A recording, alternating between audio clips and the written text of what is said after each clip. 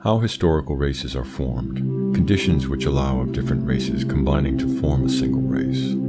Influence of the number of the individuals involved in the process, of the dissimilarity of their characters, of the environments, etc. Results of crossbreeding. Causes of the great inferiority of half-breeds. Mobility of the new psychological characteristics created by crossbreeding. How these characteristics come to be fixed. The critical periods of history. Crossbreeding constitutes an essential factor in the formation of new races, and at the same time a powerful factor in the dissolution of civilizations. Importance of the regime of castes. Influence of environment.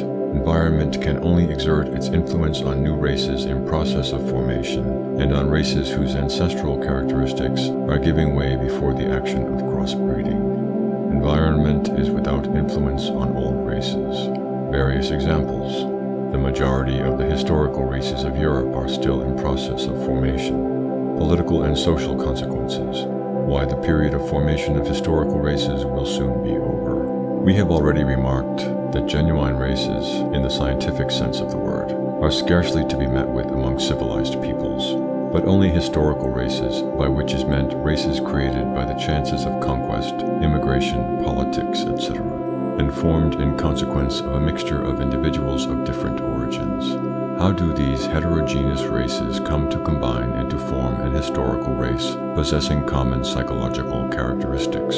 This is the point we are about to investigate. Let it first of all be observed that the elements brought together by chance do not always combine. The German, Hungarian, Slav, and other populations that live under Austrian rule form perfectly distinct races, which have never attempted to fuse. The Irish, who live under the rule of the English, are another example of fusion not taking place. As for the quite inferior peoples such as Redskins, Australians, or Tasmanians, not only do they not combine with the superior peoples, but they disappear rapidly after they have come in contact with them. Experience proves that every inferior people which is confronted with a superior people is inevitably condemned to disappear at an early date.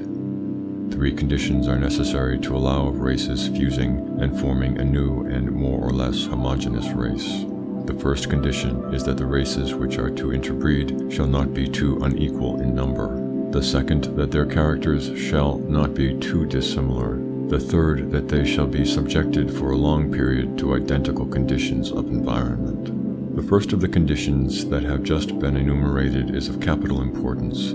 A small number of white men transported into the midst of a numerous Negro population disappear after a few generations without leaving any trace of their blood among their descendants. All the conquerors who have invaded too numerous populations have disappeared in this way. They have been able, as has been done by the Latins in Gaul or the Arabs in Egypt, to leave behind them their civilization, their arts, and their language, but they have never been able to bequeath their blood.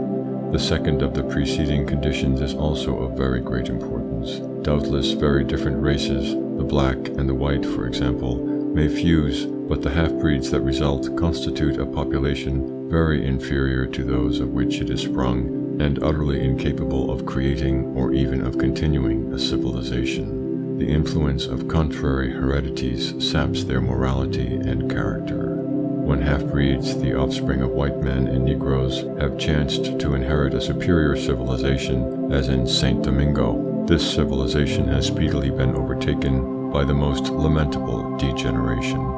Crossbreeding may be a source of improvement when it occurs between superior and sufficiently allied races, such as the English and the Germans of America, but it always constitutes an element of degeneration when the races, even though superior, are too different. Footnote. All the countries inhabited by too large a proportion of half-breeds are, solely for this reason, given over to perpetual anarchy, unless they are ruled by an iron hand. Such will inevitably be the fate of Brazil. White men form only a third of its population. The remainder is composed of Negroes and mulattoes.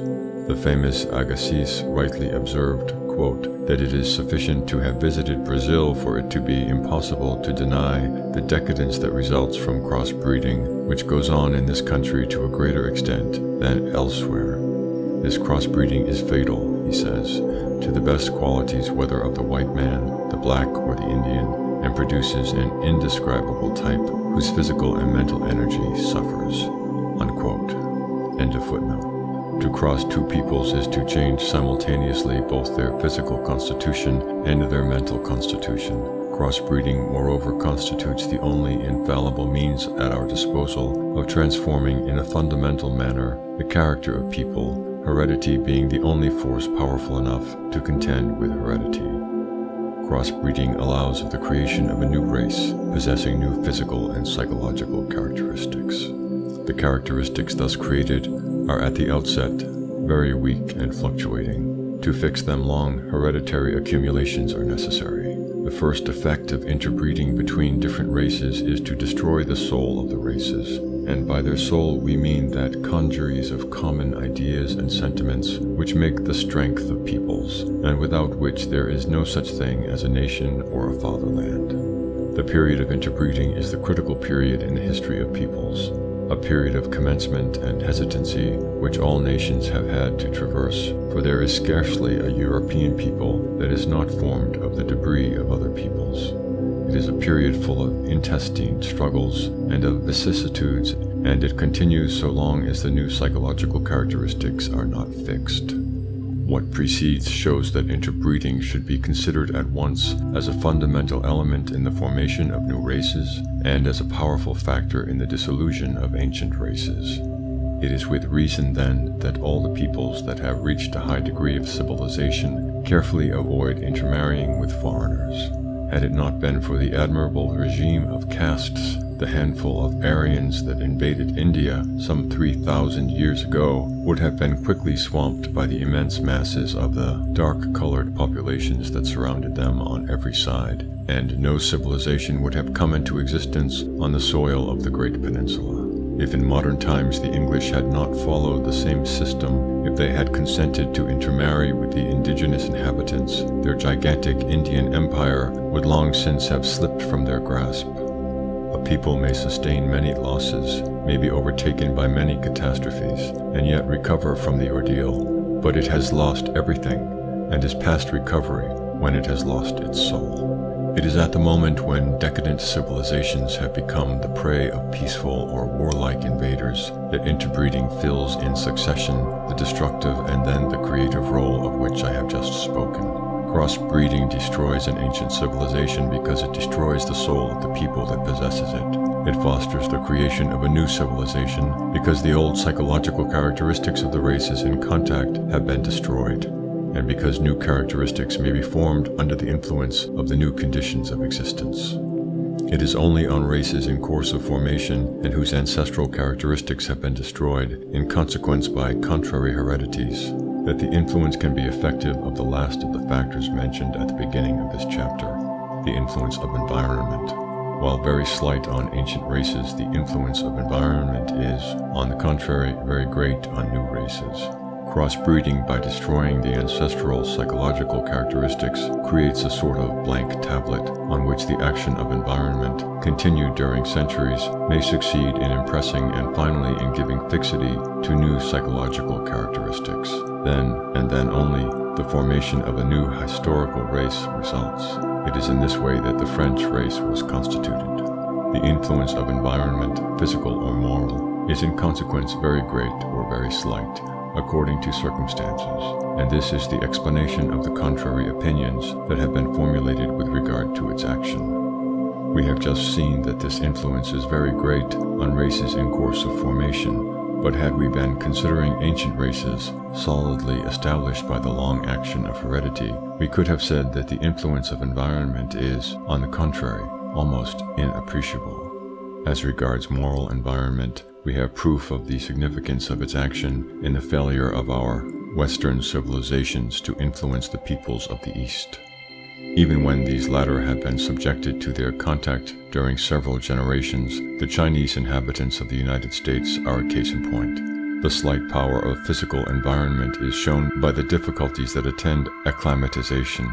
Transported into surroundings too different from those to which it is accustomed, an ancient race, and the statement is equally applicable to men, animals, and plants, perishes sooner than submit to transformation.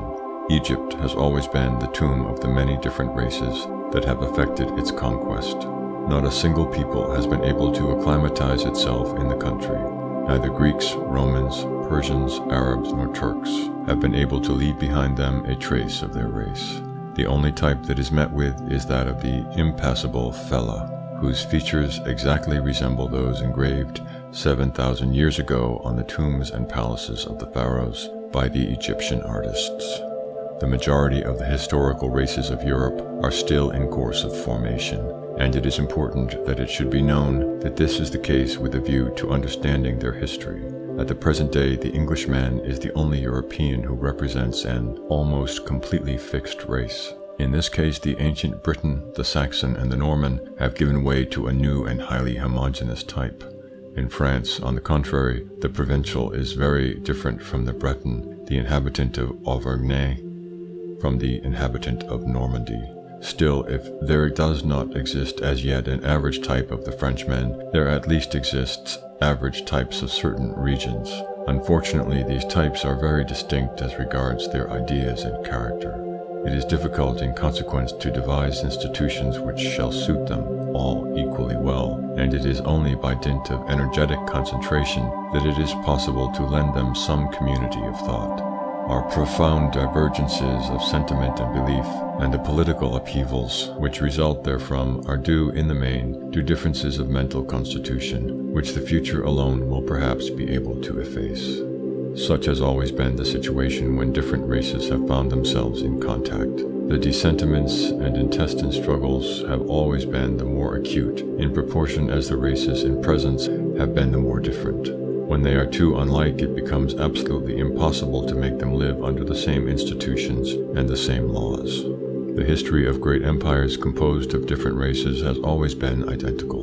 Most often they disappear with their founder. Among modern nations, only the English and the Dutch have been successful in imposing their yoke on Asiatic peoples, differing widely from them, and their success is solely due to the fact that they have respected the manners, customs, and laws of the peoples in question, leaving them in reality to govern themselves, and confining their role to appropriating a portion of the taxes, to engaging in commerce, and to maintaining peace. Apart from these rare exceptions, all the great empires composed of dissimilar peoples owe their foundation to force and are destined to perish by violence. To enable a nation to constitute itself and to endure, it is necessary that its formation should be slow, and the result of the gradual fusion of but slightly different races, interbreeding, living on the same soil, undergoing the action of the same environment, and having the same institutions and beliefs.